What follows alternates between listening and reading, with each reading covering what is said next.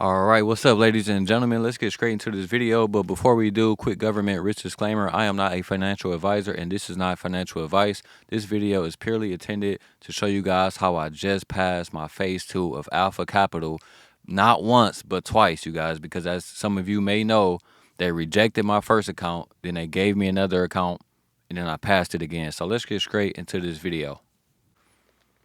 All right, you guys. So we are looking at the NASDAQ E-mini chart. This is the future chart. Now, even though I do trade on a forex prop firm, you guys, I still use the future chart to trade, you guys. Now, I'm going to break down some of the trades that I was looking for today.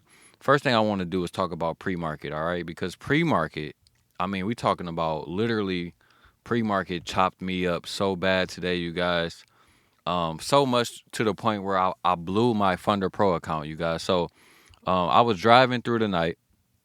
This is about 4:40, right? I'm driving through the night, and I seen this big drop off in here, right? I seen this big drop off, right? So I'm like, wow, we're gonna finally go down here, right? This is the midpoint of the opening gap range, all right? So I was targeting not only the midpoint of the opening gap range, but if we look at the daily time frame, I was targeting these daily lows that was in here as well. And as you guys can see, these daily lows is at least um at the upper 25% of the opening gap range from November the 10th, you guys. You guys can go find that in your chart, the opening gap range from November the 10th. Normally, when the opening gap range is so big like this, I just use lines, right? Because I don't want to have too many gaps on my chart. So that was initially what I was looking at this morning. And I'm going to take you guys through all of the trades, right? Because I did blow my Funder Pro account today, right?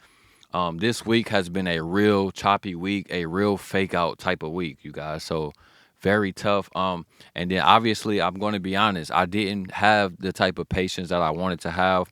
I was in phase 2 on my Funder Pro account as well. And I was just honestly trying to get through these phases, you guys. So when I seen this drop off, I was looking at this little order block up here. And on a 5-minute chart, this was a breakaway gap. So when the market started to pull back up here, I was taking my sales about right up in here, you guys. Right? Let me zoom in for you guys.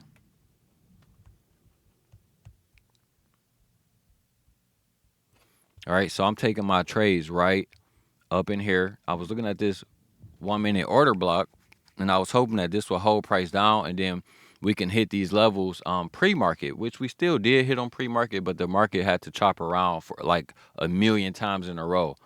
So right here I got stopped out, and then I pretty much blew my Funder Pro account after that because I only had about $2,000 left to risk on that account after, just trading it really horribly, you guys. Honestly, it was all my fault. I can't even, there's nothing else to say.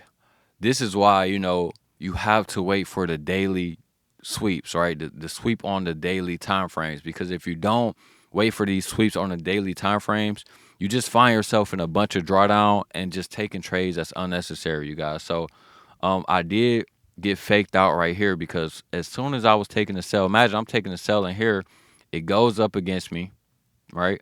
Goes up against me. I just sell. I mean, well, actually, on my Funder Pro, right, I blew it. But on my Alpha Capital account, I just closed the trade for a loss. And then the trade comes right back down, right? Trade comes right back down. And I was like, wow, this is such a crazy market. Then eventually it went right back up. Didn't quite sweep liquidity, but I like to look at the bodies as liquidity instead of just the wicks too. So technically it did sweep liquidity, and I did enter this trade right here, right? And I was pretty much trailing my stop loss down the whole way, you guys, trailing it the whole way. Get all the way down here. At this point on my Alpha Capital account, I'm up about 4,400. But I didn't lock it in. I was trailing my stop loss right above these little 1-minute, order blocks, right? So every time it went down, created an order block, I put my stop loss right here. Went down again, created order block, put my stop loss right here. Then eventually it stopped me out for profit. And at this point, I'm near break even on the trade, you guys. So, at this point, the market is choppy, right? We get this big, massive pullback up. And I don't know if we want to go down or if we want to go up at this point. I was still leaning towards going down, but it eventually went back up, and then that's when the real move happened. close to 8 a.m. in the morning, right? So we finally get the real move. At this point, I just missed the entries. I don't really know how to trade it. Don't really know how to get into the trade. So I just missed this entire move down. But you guys can see that, it went right to where I was imagining that it would go, at least the midpoint of the opening range gap. And this is why I always tell you guys, what I use on my chart is the opening range gaps. I use the new week opening gaps, and then I use the new day opening gaps as well, you guys. Now, to get to the trade that actually passed me the challenge, right? So I was pretty much taking a wick entry right up in here, you guys. Literally, I got in right up in here because, when the market opened at 9:30, right? Let's just put a vertical line on the 9:30 candle. So when the market opened, this is what I was first looking at. I'm going to go to the 30-minute time frame. All right, so pay attention. Matter of fact, let me scoot this. So remember this candle right here, you guys. Remember this candle. This is the 9:30 candle. Remember how far this candle goes up, right? It went to 499, right? Now I'm going to take you guys to the 30-minute time frame, because on a 30-minute time frame, let me delete this off. I was looking at this breakaway gap on a 30-minute time frame, and I wanted to put my stop loss in here and sell, but after being faked out a million times, I was a bit nervous. And I kind of felt like the market was going to continue to drop down and at least touch the top of this new week opening gap right here. And that's exactly what happened. And I would have completed my challenge with that trade as well, but I missed that trade as well. So instead, what I did was I waited and I took this right here, right? And my whole thought process was, this is the first time we're touching this new week opening gap in a long time, right? We have the new day opening gap down here, right? Let me zoom in for you guys. We have the new day opening gap from October the 23rd and the 24th.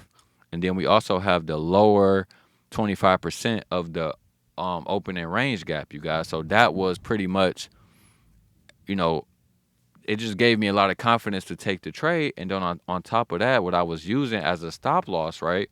I'm using this daily low as a stop loss, right? Because remember, we already swept these lows, and we don't really know if it's going to sweep these lows. I mean, this daily low yet, right?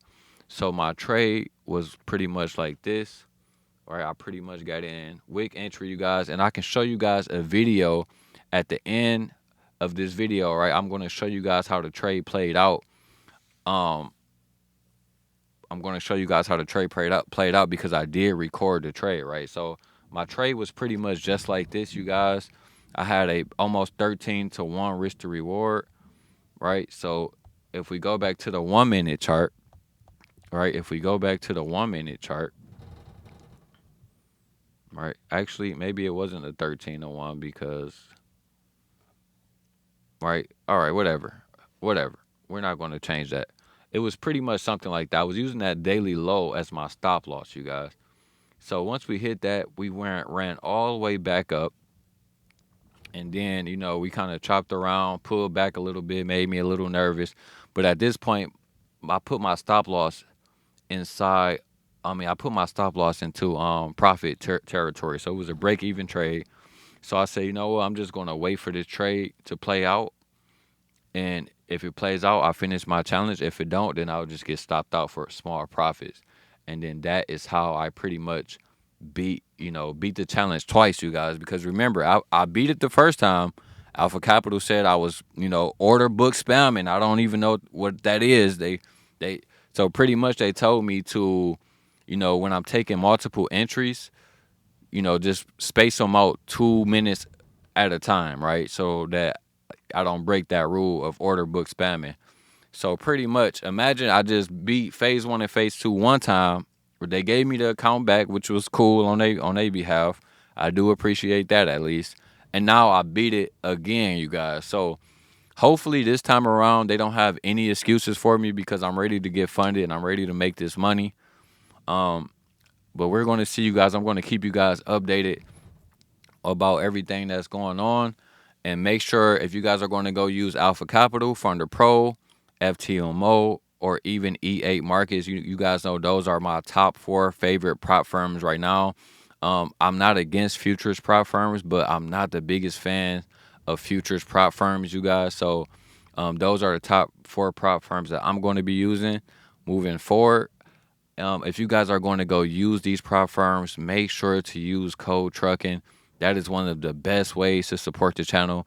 The other way to support the channel is just to hit that like button and subscribe, and show some support. Drop a comment down below. Let me know what you guys are doing. Let me know what you guys are at, where you guys are at in your trading journey, or even crypto. Anything you guys want to talk about, just drop a comment down and below, so I can start to get to know some of you guys. So that is the video. I'm going to keep you guys updated on what they say. It shouldn't be no excuses this time around. I even made sure most of my trade, not even most, but yeah, well, actually most, right? I made sure most of my trades was like 3 minutes apart, so that there will be no excuses, right? Because the other thing that's crazy is this. I have somebody that I know that had a 10K Alpha Capital account, and they did the same thing that I did when I got rejected, except Alpha Capital gave them that funded account.